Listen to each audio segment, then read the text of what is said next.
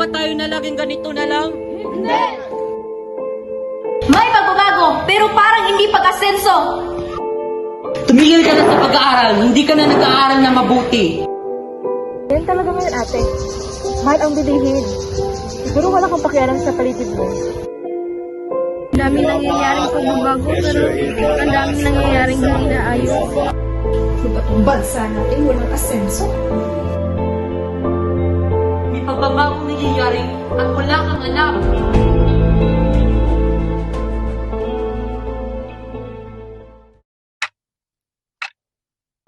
Mahalaga na alam niyo ang social responsibility. Alam niyo ba ang social responsibility? Nakikita ba kayong pagbabago sa ating kapaligiran? Mga estudyante, kayo ang pag-asa ng bayan. Pero paano natin maipagpapatuloy ang pagbabago kung wala namang pakialam ang karamihan? Napaka-dramatic naman, wala namang nangyayari pagbabago kahit anong gawin natin. True, saka nakaka-stress naman yung mga problema sa mundo. Di ba talaga ang tingin ninyo? Ang pagbabago ay hindi biglaan. Pero kung walang kikilos, sino ang magsisimula? Leah, maaari ka bang tumayo? Yes, ma'am. May napapansin ka ba ng mga pagbabago sa paligid mo? Umaasin ka ba tayo o hindi? Ma'am, hindi ko po alam eh. Yung pag-usap mo kanina habang nagkaklase ako, sa tingin mo ba hindi yung pagbabago?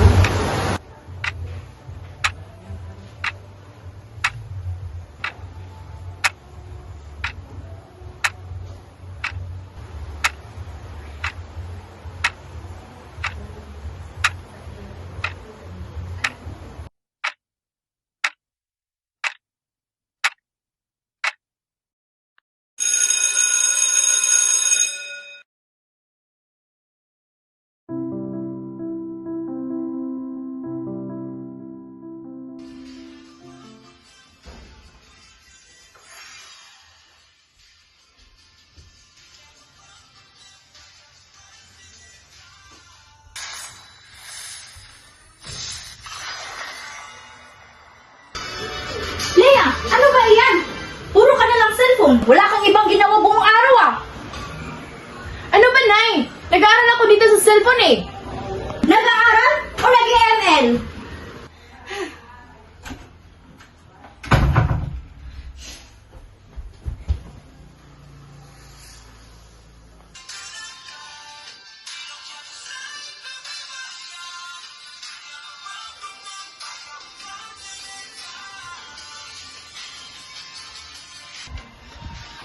Hina naman ang signal.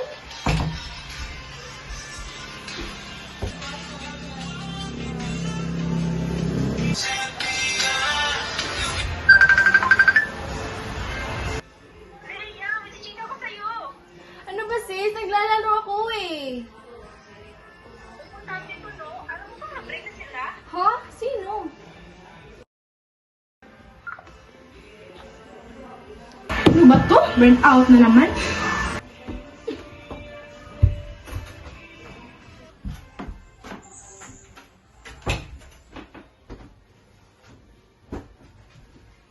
Sa batong bansa natin, walang asenso.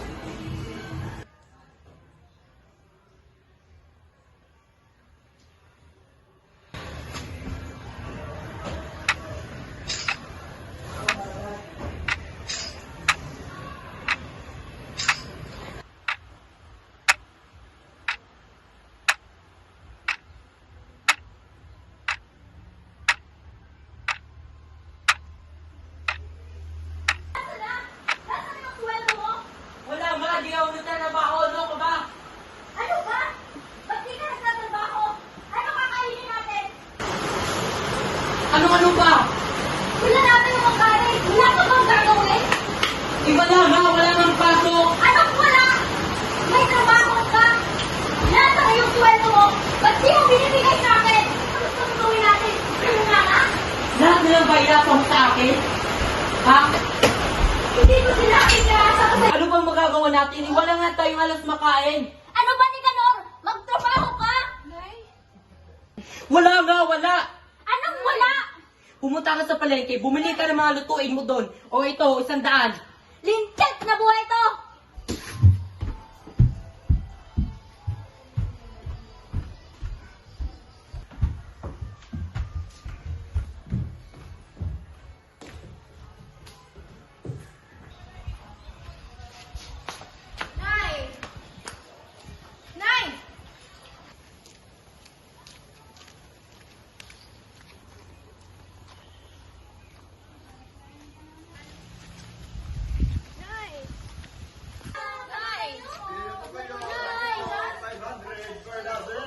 Bili po lang kayo ng itlog. 500 per dozen.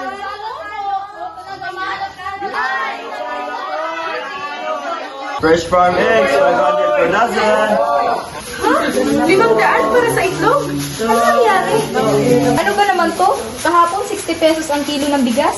Ngayon 100 pesos na. Wala na bang magagawa ang gobyerno dito? Bakit parang lumaki ang agwat ng mayaman at mahirap? Ang talong. 100 lang po, kamatis. 500 per each lang po. Miss, isang tala yung talong. Wala pang bayad ko ah. Sige lang po, may set-up mo ako sa Gcash. Ha? Ano yan? Gcash?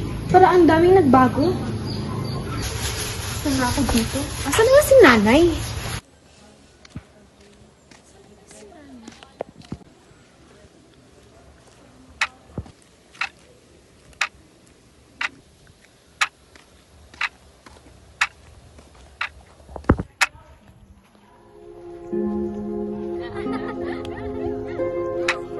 Ano nangyayari dito? Parang ang daming nagbabago. Saan ka ba galing? Yan talaga ngayon, ate. Mahal ang bilihin. Siguro wala kang pakialam sa paligid mo. Ha? Ano pinagsasabi mo?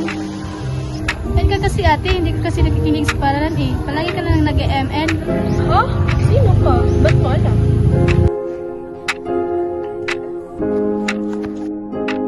Ha? Sino ka? Tulong! Sino ka? Ang presyo itaas ang sahod. Ibaba Ang presyo itaas ang sahod. Payo ba tayo na laging ganito na lang? Hindi! Ibaba ang presyo itaas ang sahod. Ibaba ang presyo itaas ang sahod. Ibaba ang presyo itaas ang sahod. Ibaba ang presyo itaas ang ibaba ang presyo itaas ang sahod. Ibaba ang presyo itaas ang sahod. Ibaba. Ang daming nangyayaring pagbabago pero ang daming nangyayaring hindi naayos. Ito bang pagbabago na itinanong sa akin ni ma'am? Leia, umuwi na tayo! Kailangan mo nang tumigil sa pag-aaral. Ha? Bakit po? Mas lalo tayo naghihirap dahil sa kakaselfon mo. Ha? Hindi ko po maintindihan, Nay. Tumigil ka na sa pag-aaral. Hindi ka na nag-aaral na mabuti. Hindi ka na nakikinig sa teacher mo. May pagbabagong nangyayari at wala kang alam. May pagbabago, pero parang hindi pag-asenso. Lumayas ka! Hindi ka namin kailangan dito! Kayo po! Mayos ka na.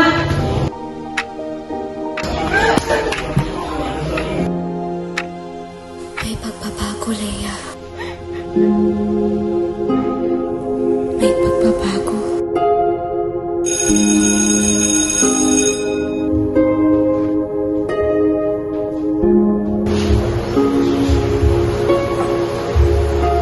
Bisi, gumising ka, Bisi. Binangungot ka yata. Sakit ng ulo ko.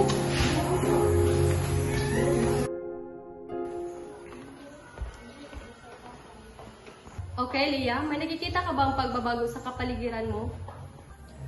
Napanaginipan ko na to ah. Marami po akong napansin sa pagbabago sa paligid natin. Mas moderno na po ang teknolohiya, halos lahat may QR codes na sa palengke. At ang social media ay naging bahagi ng pang-araw-araw sa buhay. Pero kasabay nito, mas mahal pa po ang mga bilihin. Nakakalungkot pang makita ang habang umuunlad ang iba, marami pa rin ang naghihirap. Tanggap na rin po ng karamihan ng LGBTQ+ community. Ito po ay magandang pagbabago pero napansin ko rin ma'am na hindi sapat ang mga pagbabago para sa mga taong nasa laylayan ng lipunan. Tulad ng sinabi niyo po dati, ang pagbabago ay hindi biglaan. Kailangan po natin itong simulan sa sarili natin. Napakagandang obserbasyon, Leah. Ano sa tingin mo magandang gawin bilang isang mag-aaral? Ma'am, nagsimula po ako sa pagiging mas mapanuri at responsable sa mga aksyon ko. Hindi lang po ako magiging walang pakialam at kung may pagkakataon gusto ko pong tumulong sa mga nangangailangan kahit sa maliit na paraan. As students, it is important to be aware of the social changes. Hindi pala sapat ang magreklamo lang sa mga pagbabago sa paligid natin.